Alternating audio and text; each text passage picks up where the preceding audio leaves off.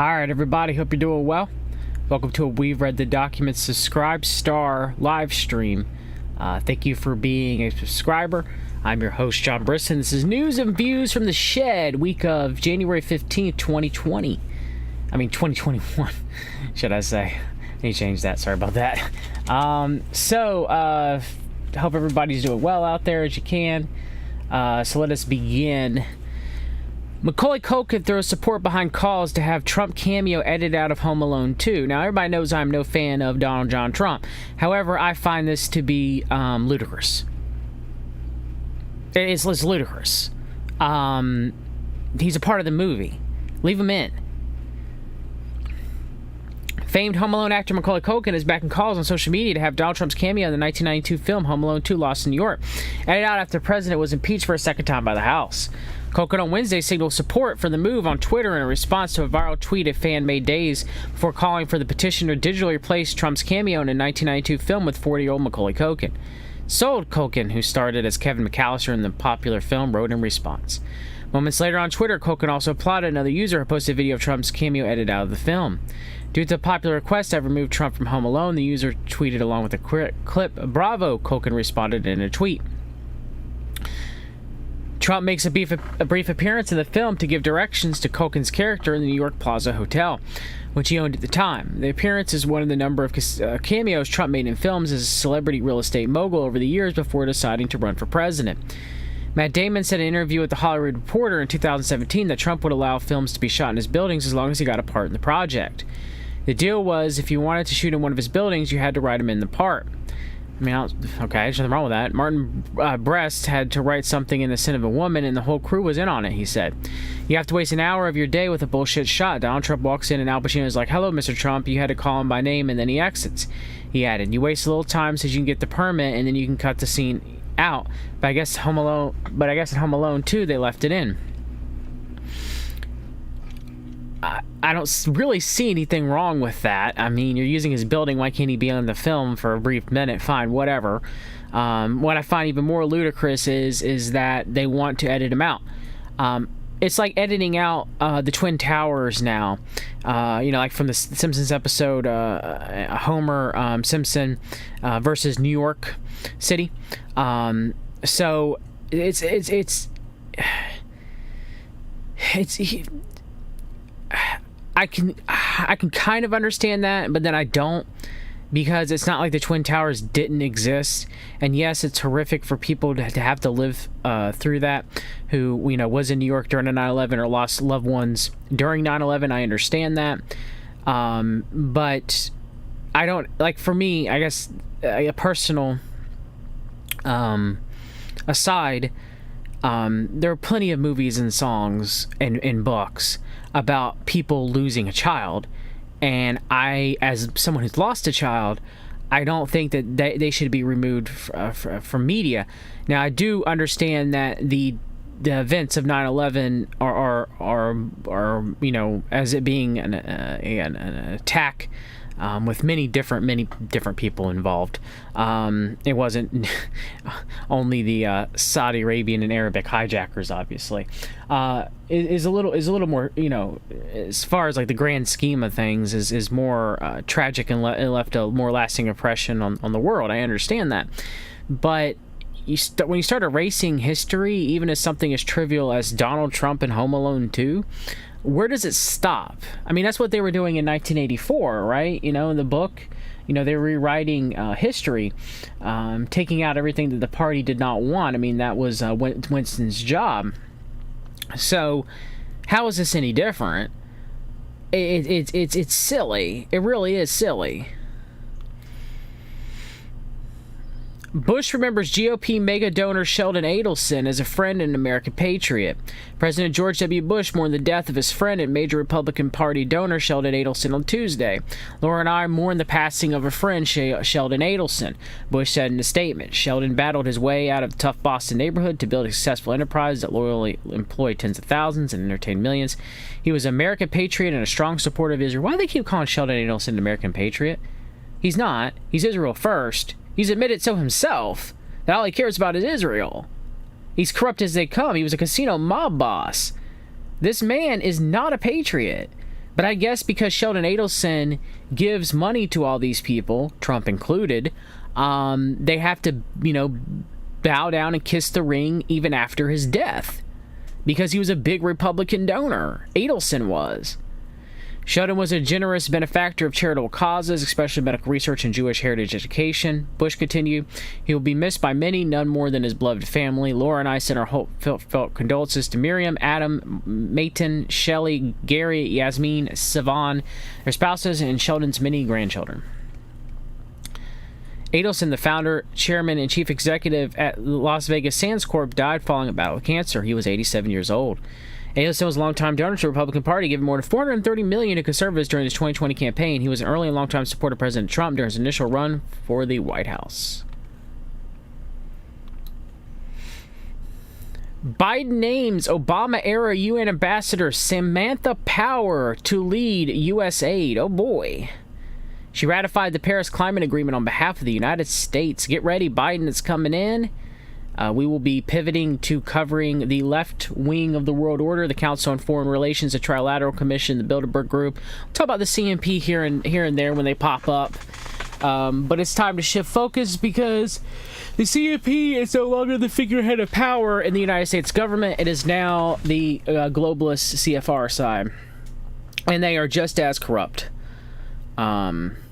President-elect Joe Biden announced that former U.S. Ambassador to the United Nations Samantha Power will be his nominee for the administrator of the United States Agency for International Development, a position that will now be added to the National Security Council. So U.S. aid is now part of the National Security Council. Imagine that. Beautiful. All the money that flows through the U.S. aid, all of that money. Now, it's on the watchful eye of the national security. Oh, man, I tell you what. It never changes, right? To the people out there that think Biden's any better than Trump, they're both one leg, representing one leg. They're puppets of the puppeteers above them. The left leg is Biden, the right leg is Trump. They're both walking in tandem. That's where we're at. That's where we're at. Power served as an ambassador during the Obama administration. In that role, she ratified the Paris Climate Agreement on behalf of the United States, advocated for refugee assistance, and worked for the international efforts to stop an Ebola epidemic. Of course she did. Samantha Power is a world-renowned voice of conscience and moral clarity, challenging and rallying an international community to stand up for the dignity and humanity of all people. Nothing but virtue-signaling platitudes that mean nothing. Mean nothing at all. Really don't mean anything. I mean, come on, people. Samantha Power's husband is Cass Sunstein. I mean, these people are the corrupt as they come. When they talk about the liberal side of the deep state, I mean, Samantha Power is an embodiment of that. And so is Cass Sunstein. I mean, she was a senior advisor to Barack Obama.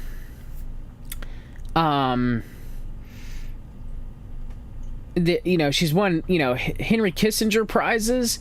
I mean, this woman is not our gal. She's like the left version of Nikki Haley. Like, Nikki Haley is right.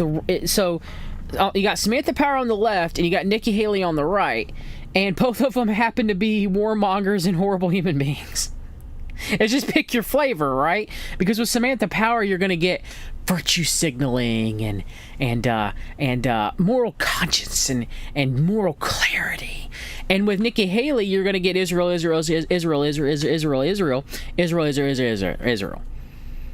Pick your poison. They're both horrible. I know firsthand the unparalleled knowledge and tireless commitment to the principal American engagement she brings to the table, and her expertise and perspectives will be essential as our country reasserts its role as a leader on the world stage. Oh, cool, Biden. World's police again? Oh. Fun. A USAID minister, Ambassador Power, will be a powerful force for lifting up the vulnerable, ushering a new era of human progress, oh boy, evolved, and development and advancing American interests globally. Although USAID as an independent agency is essentially functions alongside the State Department, though it's not a cabinet position, the administrator appointee is confirmed by the Senate. As U.S. aid administrator, Power is expected to work with international partners in combating the coronavirus. She's been critical of President Trump's handling of the pandemic, penning a Foreign Affairs article. Oh, for the Foreign Affairs, the magazine for the Council on Foreign Relations. Imagine that. In which she deemed Trump incompetent. Trump administration response to the most urgent problem in the world today. The coronavirus pandemic has been worse than that of any other nation, Power wrote. Yet the mishandling of the pandemic is just the latest in a string of lapses in basic competence that have called into question U.S. capabilities among both long-standing allies and countries whose partnership Washington may sink in the years to come, she added. This would be Power's second stint in the National Security Council. She was a member under President Obama from 2009 to 2013 before serving as UN ambassador from 2013 to 2017.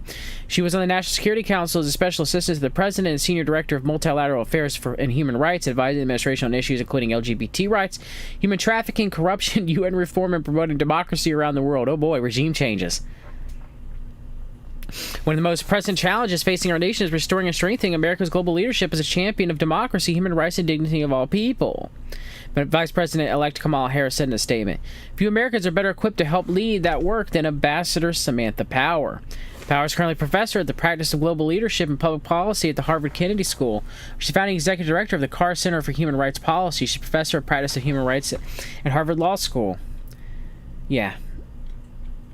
When you hear the term human rights, I mean, usually people, and especially Samantha Power, who's this much in power, no pun intended, use the word human rights. It's not for us, it's for them. 25,000 National Guard troops deployed to Capitol as Biden inauguration looms. The number of troops deployed in D.C. is more than 3 times those in Iraq and Afghanistan combined. As President-elect Joe Biden's inauguration nears, officials have boosted the number of National Guard members deployed in Washington, D.C. in 25,000, an increase of 25%. Guard members have fanned out across the U.S. Capitol lawn, inside the building, and in surrounding areas of D.C. for days as unprecedented security force deemed necessary in the wake of deadly riot at the Capitol and continuing threats of domestic terrorism.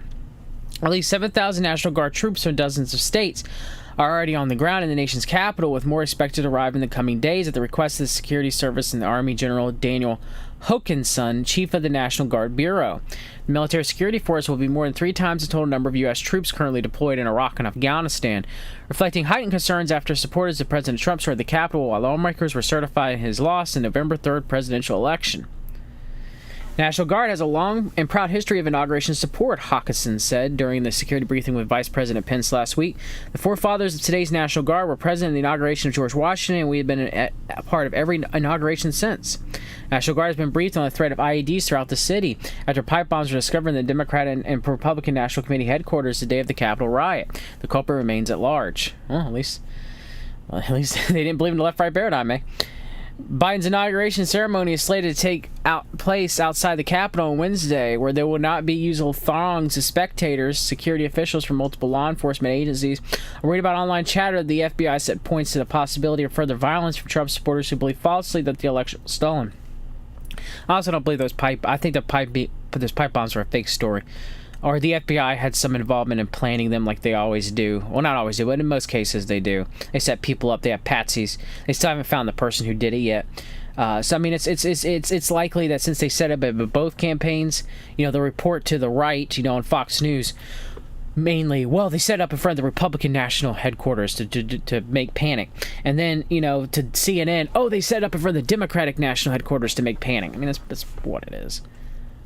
See, officials are erecting a perimeter throughout downtown and putting up barriers around the White House, National Mall, and the Capitol. In order to travel through the perimeter, people need to provide proof of essential purpose. The National Mall, with the exception of 2 designated zones for a limited and entirely controlled number of protesters, will remain closed until the day after the event. So a perimeter around the monuments, White House, and other sections of Pennsylvania Avenue. This is effectively a lockdown in D.C. This is effectively something out of like a movie, It's crazy. Capitol riot leaves Democrats split over domestic terrorism law and criminalizing dissent. Good. Please don't let there be another Patriot Act that comes out of this planned event. Democrats are divided over a new domestic terrorism bill that would establish new government offices to monitor suspicious activities within the country and combat terrorism, with a specific focus on white nationalists and neo-Nazis. President-elect Joe Biden is making domestic terrorism bill a priority. If anybody can't see that this event was a catalyst just as much as the Oklahoma City bombing was, Oklahoma City bombing, eventually is, through the, what was the act? The Omnibus, 1995 Omnibus Bill. I think that's what it was. Let me look. The Omnibus Counterterrorism Act of 1995, that was put forth by Joe Biden and Tom Daschle, in behest of the Clinton administration. And it was and it was later rolled into the Anti-Terrorism and Effective Death Penalty Act of 1996, which actually had bipartisan support. So you had Council for National Policy member, Senate Majority Leader Bob Dole, working in the behest with Bill Clinton and with Joe Biden to make changes to the law of habeas corpus. And to deter terrorism, provide justice for victims, provide an effective death penalty, and other purposes. It pretty much made it so that in cases of supposed domestic terrorism, that habeas corpus is pretty much suspended. And so Biden was a big part of this that was passed. So again, we have the Oklahoma City bombing, which led to the Omnibus Counterterrorism Act of 1995, which led to the Anti-Terrorism and Effective Death Penalty Act of 1996, which was actually passed.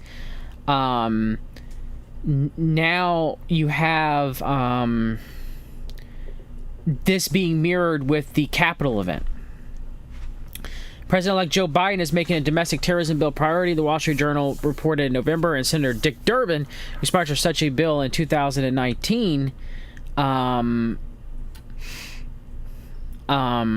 plans to reintroduce it with new administration takes office. The bill has generated discussion since violent protesters stormed the Capitol building on Wednesday in protest of the certification of Biden's election victory. Now, remember, I'm reading from Fox News.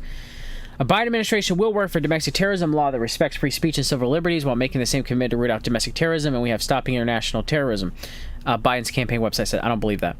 The 2019 bill calls for establishment of offices in the Justice Department, FBI, and Department of Homeland Security that will analyze and monitor domestic terrorist activity, while it focuses on terrorism for right-wing extremists, white supremacists, and neo-Nazis. Has been substantial opposition from the left. It has seen substantial opposition from the left. Okay, so interesting. So you're telling me that the FBI is going to set more people up, or it's going to take some true believers, some people who may, have white nationalist beliefs, and just, give them guns, give them bombs, set the boys come in, arrest them. It's all done. Don't worry. It's all taken care of. And I'm not saying every event is like that. It's not, but a lot of them are, like the Christmas tree bomber. All right. I mean, look at the connections between the United States government and Timothy McVeigh. A lot of them are, not all of them, and events do go live, like Oklahoma City bombing and 9/11. But it's just interesting. And I don't think that everybody in the FBI who knows that they're setting these people up really, it's very, very highly compartmentalized. But the people that are running this stuff at the top, the deep state, whatever you want to call them, they know, and they plan these things. The ACLU vehemently opposed it when it was introduced, writing in a letter to House Judiciary Committee leaders, Representatives Gerald Nadler, Democrat from New York, and Doug Hollis, Republican of Georgia. And the bill is unnecessary because the offenses it creates largely duplicate existing crimes, and harmful because it expands authorities of law enforcement as abused to target marginalized communities. Oh, so it's all about the marginalized communities. The ACLU's not worried if it's going to, target conspiracy theorists or target white conspiracy theorists. No, it's because it may target Black Panthers. Okay. The organization said that the marginalized communities have been targeted under domestic terrorism authorities for unfair, discriminative surveillance, investigations, and prosecutions. And law enforcement agencies have already had all the authorities they need to address white supremacist violence effectively. Why can't the ACLU stand up for all Americans? The civil liberties of all Americans? Like, I understand, if you're going to stand up for Black and Latino nationalists, why wouldn't you also stand up for white nationalists too, as far as their free speech is concerned? It boggles my mind that it's extremely partisan when it comes to the American Civil Liberties Union. Representative Alexandria Ocasio-Cortez, Democrat of New York, opposed the concept of a domestic terror law and pushed back against the suggestion that Biden made passing one a priority. Okay, good, AOC. I don't know if this is just window dressing, but sure. As the vice chair of the Oversight Subcommittee who ran investigations into domestic terror laws, I respectfully disagree, she tweeted Saturday. One problems on Wednesday weren't that there weren't enough laws, resources, or intelligence. We had them and they were not used. It's time to find out why. Durbin told Chicago's Fox 32 he plans discussing domestic terrorism with Biden's nominee for Attorney General Judge Merrick Garland. Lincoln Project's co-founder admits to sending inappropriate messages to multiple men. Oh, they're more than inappropriate. John Weaver, a former aide to Senator John McCain, of course, neocon, who helped found the anti-Trump Lincoln Project, admitted to sending sexual suggestive messages to multiple men after he was accused by several people of such behavior. Weaver, who acknowledged the messages to Axios, came out that he is gay, but he added that he loves his wife and 2 children. So it's a I myself am a gay man moment when he was being a predator. Oh, yeah, okay. I myself am a gay man, so I apologize for being a predator. Yeah. He doesn't even apologize for being a predator. I mean, I guess what I mean is he comes out and saying, I'm gay, therefore it's okay. I, therefore, am a gay man. To the men I made uncomfortable through my messages that I viewed as consensual mutual conversations at the time, I'm truly sorry. They were inappropriate, and it was because of my failings that this discomfort was brought on you, Weaver said. The truth is that I'm gay, and I have a wife and 2 kids who I love. My inability to reconcile these 2 truths has led to this agonizing place. So you're living a double life, man. Weaver's confession. So he's sorry for the consensual mutual conversations when the men that he had conversations with said that he was being predatory. Now, I know this is he said. It's not he said, she said. But read those messages, all right? He knew exactly what he was doing. Weaver's confession comes after he was accused by several men who alleged on social media that the veteran GOP operative had sent them unsolicited and sexually suggestive messages, which occasionally came with job offers or opportunities to advance politically. Yeah, it's abhorrent. It's abhorrent. It would be horrible. It would be abhorrent if it was between a man or a woman and a man, a woman doing it to a man. But joining the Lincoln Project, which is made up of Republican strategists who identifies the Never Trump movement, Weaver was top advisor to Ohio Governor John Kasich, in addition to the late McCain. According to the report, Weaver took a medical leave of absence from the Lincoln Project over the summer. He told Axios he would not make a return. While taking full responsibility for the inappropriate messages and conversations, I want to say clearly that other smears being leveled at me are categorically false and outrageous, Weaver said. Well, you just said up here that they were consensual mutual conversations, and down here you say they're inappropriate messages and conversations. Well, if they're consensual mutual conversations, then they're not inappropriate. That means the men wanted it. So which one is it? That's double-mindedness right then and there. You already contradicted yourself right there, Weaver. You're lying. You're lying. You're a amoral man trying to use your position to try to have relationships with younger men. You're being a chicken hawk. A Lincoln Project spokesman reiterated Weaver's comments, saying John's statement speaks for itself. Oh, I hope this guy gets outed. I hope more comes out. I hope he's held accountable. It's a Me Too movement, but there's some truth in these Me Too claims. You know, it depends. You know, there's much truth to Harvey Weinstein. You know, and there's a lot of truth to the John Weaver. Me Too. I mean, not Me Too in and of itself was my belief was a limited hangout to throw some people to the wolves, right? To and not saying that some people within the Me Too scandals weren't guilty, like Harvey Weinstein. Now, as much as I dislike Louis C.K., I do believe that it was overblown for him because he did ask the women beforehand if he could masturbate in front of them, and they said yes. But I will say with Harvey Weinstein, no, he was a rapist and a horrible human being. And John Weaver is at best a predator. At worst, maybe he did force Maybe some things did come from this. We'll find out. If he did coerce young men to sleep with him for advances. But no matter what, it's abhorrent behavior. Even if it was just him, being inappropriate and being a predator. So. Exclusive. Harold Bornstein, eccentric doctor who said Trump was in excellent shape, dead at 73. Okay, now, I'm not going to read this whole article. Well, actually, I will, because it's short. But I just found that very interesting that he dies right after Trump leaves office. Harold Bornstein, the doctor who said Donald Trump was in excellent shape and was mocked for it, died last Friday at the age of 73. His paid obituary is running in the legacy section of the New York Times. I am gobsmacked. Harold was my doctor in the 80s and early 90s. His father, the late Dr. Jacob Bornstein, was the cousin of a friend of mine. Harold, who loved dispensing medication over the phone, never mentioned that Trump was his patient. But when Trump became president and his health was questioned, Harold looked more eccentric than ever, chimed in. He wrote a letter stating, if elected, Mr. Trump, I can state unequivocally, was the healthiest individual ever elected to the presidency. He later told CNN he dictated that whole letter. I didn't write that letter. I just made it up as I went along. Around the time in 2017, Harold claimed his office had been raided by Trump via a bodyguard, Trump lawyer and a longtime associate. It was prompted by an article in the New York Times in which Bornstein said the president takes a prostate-related drug to treat baldness. Oh, Propecia. Huh? Propecia's got some side effects, as well as antibiotics to control rosacea, a common skin problem, and a statin for elevated blood cholesterol and lipids. Statin can cause dementia over the age of 70.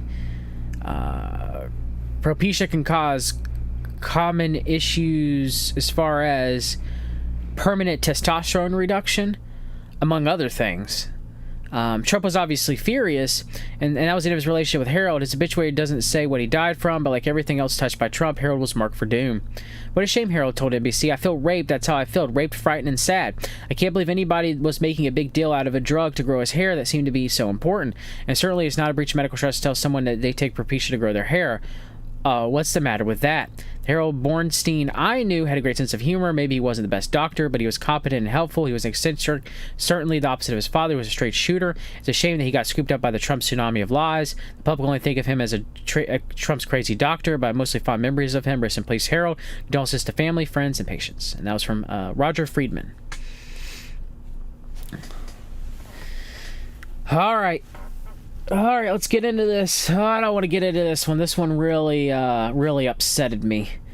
Really upsetted me. All right, let's begin. I gotta be calm with this one.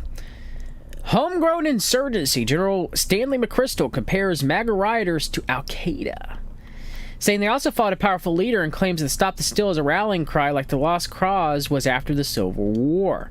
Retired Army General Stanley McChrystal has compared the MAGA riot to the evolution of Al-Qaeda, saying in both instances people followed a powerful leader who justified their violence, and he warned America is headed for a homegrown insurgency. Hey, McChrystal, you're involved in the QAnon operation with Michael Flynn. You possibly had an involvement in the assassination of Michael Hastings, for him torpedoing your career. I definitely recommend anybody read Michael Hastings' books, The Operator, so you learn the deep connections between McChrystal and Flynn and how they both operate, and how, Flynn started the Flynn Intel Group in your house, McChrystal. You're running Defeat Disinfo, which is using ISIS AI to run propaganda on the United States. Again, you're involved in the QAnon operation. You stoked this, sir. You stoked this. You can act like you don't. You can act like you're high and mighty. But you helped stoke this. You can act like you're some big progressive leftist, sir. And you're above all of this. That's why you told people to vote for Biden. And the Flynns act like they hate you now, like you stabbed them in the back. All for theater, huh, Stanley? This is why I'm upset. Also, McChrystal was never a fan of the Second Amendment either, among other things. So now he gets to come out and say, well, all these people that... And he's going to leave this part out. My operation stirred up. they got to be arrested and they got to be held accountable. I can't tell you how angry this makes me, because few even know or even discuss McChrystal's involvement in the QAnon operation. Been some people, Arturo Tofosky, of the Conspiracy Distillery, Hamilton, on his tweets on Twitter, me,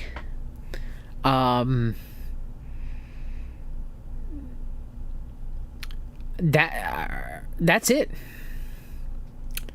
This is where we're at. This man has been part of operations and in open source intelligence for more than a decade. I mean, he was, McChrystal's, running psychological warfare on the American public. And so him, like Flynn, they were both, head of Joint Special Operations Command, JSOC. This guy knows how to run propaganda. This guy knows how to run operations around the world and even against the American public. So he's going to sit here and hold his nose up at you guys at an operation that he stoked with Flynn and be like, this is homegrown terrorism akin to Al-Qaeda. You would know, wouldn't you, Stan?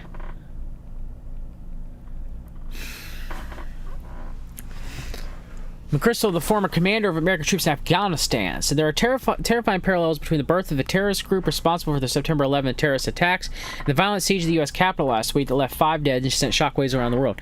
McChrystal, the CFR and the CMP came together to fund Al-Qaeda. Al-Qaeda was funded by the Hunt Silver money before it was seized by the United States government. The Hunt Silver was loaded into 2 to 3 cargo planes and flown and kept in the Antigua Bank in Switzerland, and would later be used to fund Al-Qaeda, to prop up CIA Al-Qaeda.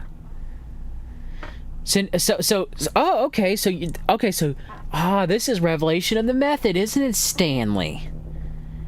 Because if that's true, then the United States government running a psychological and psychographical operation on the American public through the help of Cambridge Analytica and Steve Bannon and you and Flynn and Ezra Cohen Watnick and Robert David Steele and Thomas Schoenberger and, Jerome Corsi and on and on and on.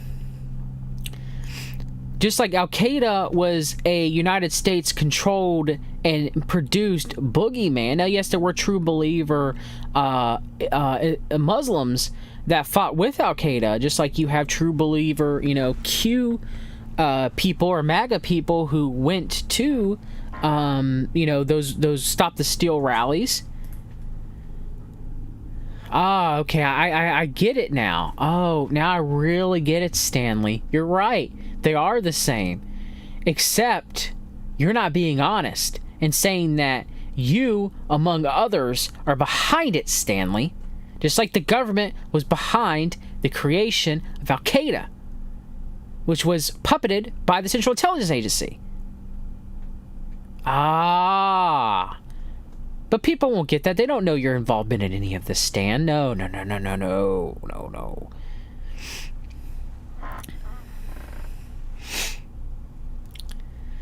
Donald Trump has given his support of legitimacy to become even more radical, he told Yahoo News. With the Stop the Steal rhetoric now a radical rallying cry similar to the Lost Cause adapted by the Southerners in the American Civil War. McChrystal, who was fired by President Barack Obama after he made disparaging remarks about him, and then Vice President Joe Biden, warned that now the fabric of something very dangerous has been woven. The consequences will continue long after Trump leaves office. His comments come as the nation is still reeling from the January 6th attack on the seat of American democracy, and security is being ramped up ahead of President-elect Biden's inauguration. As more arrests of mob members are made and new details of the siege continue to emerge, it's become increasingly clear that among the rioters were members of several extremist groups, including white supremacists, neo-Nazis, and Proud Boys. McChrystal's led the Army's fight against Taliban and Al-Qaeda. He said recent events in U.S. soil are drawing concerning reminders of the rise of the terrorist group. Back then, people were very poor prospects followed Osama bin Laden, who promised to take them back in time to a better place, he said. For the last 4 years, Trump has taken the role with a radical group of American citizens. My God. On January 6th, he riled up the crowds at the D.C. rally, telling them to march to the Capitol and to fight. Okay, there is some truth to that. I mean, Trump was, pushing the rhetoric that the election was completely stolen, when we know that Trump is working with Biden, to some degree, even though they're both puppets. It's all for theater. It's all for show. But this is just ridiculous. To sit here and equate any of these people to Al Qaeda is the most ludicrous thing I've ever heard. I mean, outside of, adding in the fact that the government controlled both. That's the part that's missing. Without adding that fact, it's ludicrous. Moments before a mob broke into the building to stop electoral college votes from being counted. I did see a similar dynamic in the evolution of Al Qaeda in Iraq, where a whole generation of angry Arab youth with very poor prospects followed a powerful leader who promised to take them back in time to a better place and led them to embrace the ideology that justified their violence. Brisson told Yahoo News. This is now happening in America. Will you help to do that, Stan? The Crystal is also drawing comparisons to another dark time in American history. President Trump has updated Lost Cause with this stop to steal narrative that they lost because of a stolen election. And that's the only thing holding these people down and stopping them from assuming their rightful place in society, McChrystal said. The Lost Cause myth came out of the Confederate States at the end of the Civil War as they tried to rewrite the narrative after losing. They falsely claimed the war was caused by secession and that they said was a noble pursuit to protect the country, not about slavery, which was still believed was just and moral. Well, I mean, slavery wasn't the only... The abolishment of slavery wasn't the main cause of the Civil War. Meanwhile, Trump has repeatedly sought to rewrite his legitimacy. It was more of economic issues.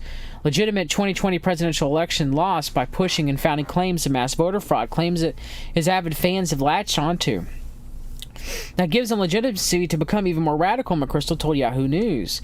He warned that the problem is already much deeper than people realize. I think we're much further along in the radicalization process of facing a much deeper problem as a country than most Americans realize. Yeah, that's true, Stan. But you and Flynn had a major part of doing that. Obama had a major part of dividing the country. Obama and his administration, and then Trump and his administration did too, as well as all these players around both of them, stoking both their sides, the left and the right, to a division that is the size of a Grand Canyon chasm. Come on, this is ridiculous. This man's gonna talk down to us? I've had enough. And the radicalization, which has taken deep roots in the United States, will not simply disappear when Trump does, McChrystal warned. Federal authorities are still rounding up perpetrators of last week's riots and have vowed to come down heavily on those involved. When this happens, McChrystal said, extremists tend to go quiet and regroup and will likely become more professional. As the extremist movement comes under increasing pressure from law enforcement in the coming days or weeks, its members will likely retreat into tighter and tighter cells for security and will make them more professional, and those cells will become echo chambers and incubate even more radical thinking along the lines of armed insurrection, he said. Well, what about, the PSYOPs captain at the Capitol? What was her name? I think it's Emily. Yeah, Emily Rainey. What about Emily Rainey, PSYOPs for PSYOPs division? Paging McChrystal, paging Flynn. Come pick up Emily Rainey.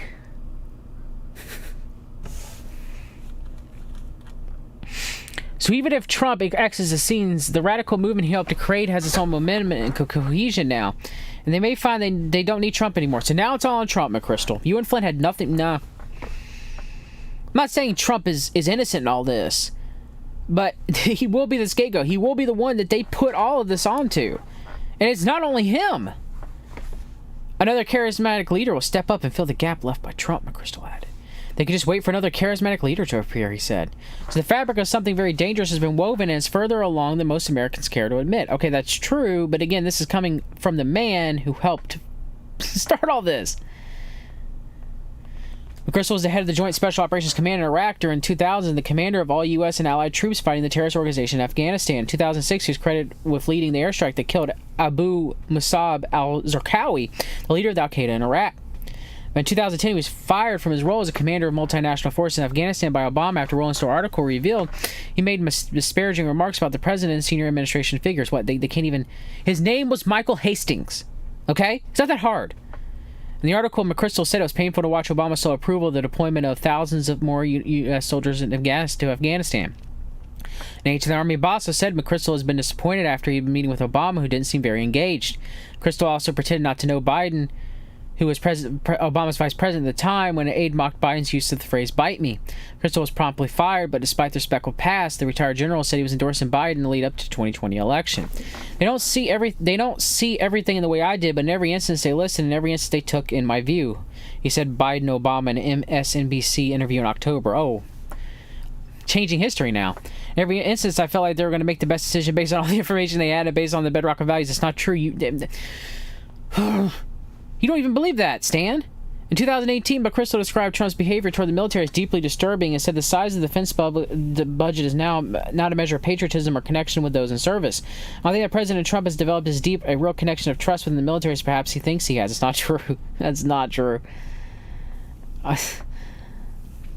People in the military actually like Trump. Now, they may have been brainwashed to believe that he's better than Obama, but still, nonetheless.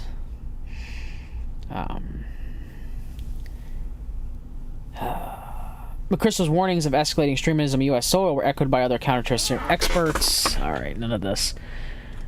That's pretty much all of what McChrystal said. Operation Warp Speed chief advisor submits resignation at the request of Biden transition. Moncef Slaoui, the chief advisor to Operation Warp Speed, on Wednesday submitted his resignation as part of the plan to hand the vaccine effort over to President-elect Joe Biden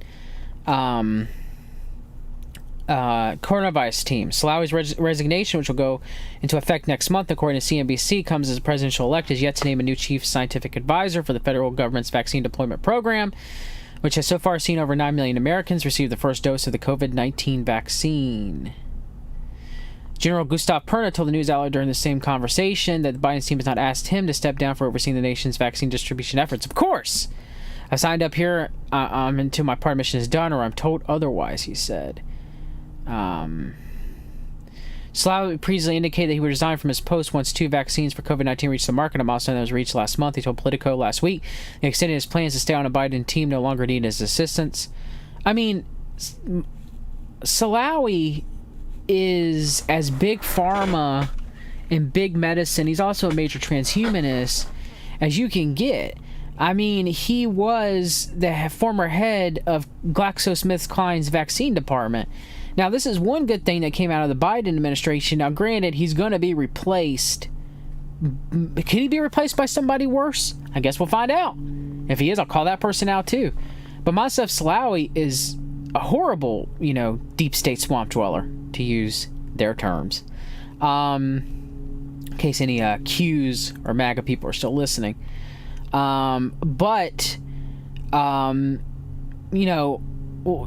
Old boss, new boss, same as the old boss. I guess we'll see. But this is one very slight positive thing that's come out of the Biden administration. But it depends who they replace him with. For sure, before we can even count that. Biden to deploy FEMA National Guard to set up COVID vaccine clinics across the United States. Oh boy. President-elect Joe Biden plans to use FEMA and the National Guard to build coronavirus vaccine clinics across the United States, according to new details of his COVID-19 vaccine plan released by his transition team on Friday.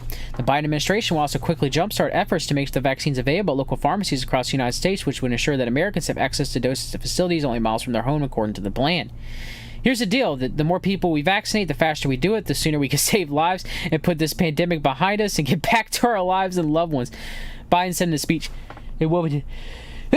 sorry, Delaware Thursday night. We won't get it out of it overnight. And we can't do it as a separated nation. Yep, reconciliation for the get vaccines, huh? Oh, good God. Drug chains and pharmacies are supposed to take on a larger role in distributing the vaccine once the government expanded access to more people, but the slower than expected rollout has frustrated pharmacy chains. The National Association of Chain Drugstores called on the federal government early this week to allow states to send more doses directly to pharmacies as they do with hospitals and health departments. The group estimated the country's retail pharmacies could administer at least 100 million doses of vaccines each month, which will exceed the incoming administration's promise of 100 million shots in 100 days. The Biden administration has said current vaccine efforts are not sufficient to quickly and equitably vaccinate the vast majority of the United States population, adding we must ensure that those on the ground have what they need to get vaccinations into people's arms. The pace of vaccinations in the United States is going much slower than officials had hoped. As of Friday, 6 a.m. Eastern Standard Time, more than 31.1 million doses of vaccine have been distributed across the United States, but just over 12.2 million shots have been administered, according to the data compiled by the Centers of Disease Control and Prevention. Meanwhile, cases are rapidly growing, with the United States recording at least 238,800 new COVID-19 cases and at least 3,310 virus-related deaths each day, based on the 7-day average calculated by CNBC using Johns Hopkins University data. We remain in a very dark winter, Biden said during a speech on Friday. Almost a year later, we're still far from back to normal. The honest truth is this: things will get worse before they get better. He said he called the vaccine rollout in the United States a failure.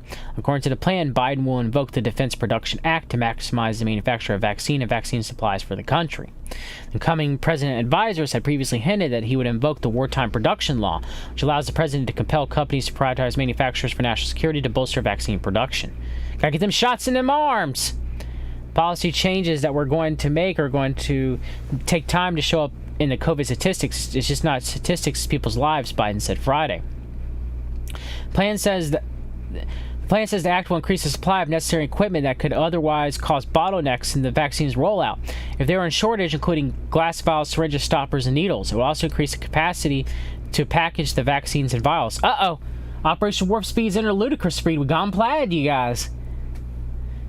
Oh, good God. By the end of the first month in office, the administration plans to have 100 federally supported centers across the nation and will ultimately vaccine millions of people. As the governors of both parties have asked, our administration will reimburse states 100% when their National Guard is deployed in the fight against COVID-19, the transition team wrote. Biden's plan will also encourage states to open up eligibility beyond healthcare workers and long-term care facility residents, staff, including frontline essential workers like teachers, first responders, grocery store employees, and anyone who is 65 and older. CDC on Tuesday issued new guidelines to expand coronavirus vaccine eligibility to anyone 65 and older, as well to those with comorbid conditions like diabetes. Some 53 million Americans who are 65 and older and 110 million people between 16 and 64 with comorbid conditions are now eligible to receive the vaccine if every state adopts the guidelines, the CDC said. It won't mean that everyone in these groups will get vaccinated immediately, as supply is not where it needs to be, the transition team wrote, but it will mean the vaccines become available, they will reach more people who need them. Biden said the administration also plans to launch a public information campaign to rebuild the trust, as some polls suggest Americans are skeptical about getting the COVID-19 vaccine. Well, people understand what science tells us, that the vaccines help reduce the risk of COVID infections, it can better safeguard our health and the health of our family and our communities, the president-elect said. I posted a stream with me and Kevin McCarr discussing all this to my subscribers. Go listen. It's the coming winter 2021. Our plan is as clear as it is bold, he added. Get more people vaccinated for free, create more places for them to get vaccinated, mobilize more medical teams to get shots in arms, increase supply, and get it out the door as soon as possible. This will be one of the most challenged operation efforts ever undertaken by our country, but you have my word, we will manage the hell out of this operation. Oh, yeah, manage the hell out of it. All right, everybody. Take care. Thank you for being a subscriber. God bless you. See you again next week.